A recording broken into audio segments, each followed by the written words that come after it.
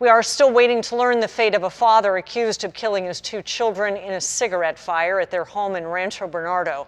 10 News anchor Mary McKenzie was in the courtroom for an emotional day of closing arguments.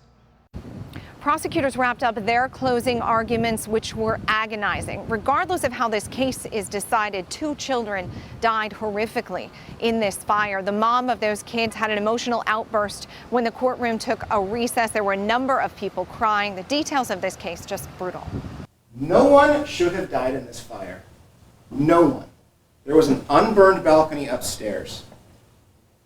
The only reason anyone died in this fire is because Henry Lopez decided to drink himself into oblivion and not protect his children. Prosecutors are tasked with proving Henry Lopez was negligent in getting drunk and lighting a cigarette in his bed, starting the fire that killed his 2 children. They said this morning that Lopez had just been fired. He had missed a mortgage payment, and he'd fought with both his estranged wife and his girlfriend that night over text message. Fire investigators say Lopez passed out with a lit cigarette, starting the fire that ultimately killed 10-year-old Christos and 7-year-old Isabella.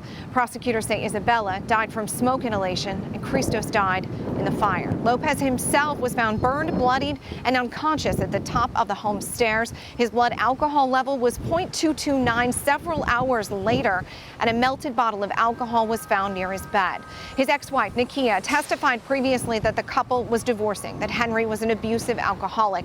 And text messages shown in court show Henry threatened to kill her and to burn it all down before the October 2017 fire. Lopez's attorneys have tried to show that his phone started the fire and that no cigarette butts were found at the scene. Lopez did not take the stand in the case and really did not appear to show much emotion in court today. He's facing up to 14 years in prison for involuntary manslaughter and for negligence. His attorneys will now make their closing statements before the case goes to the jury. Downtown, Mary McKenzie, 10 News.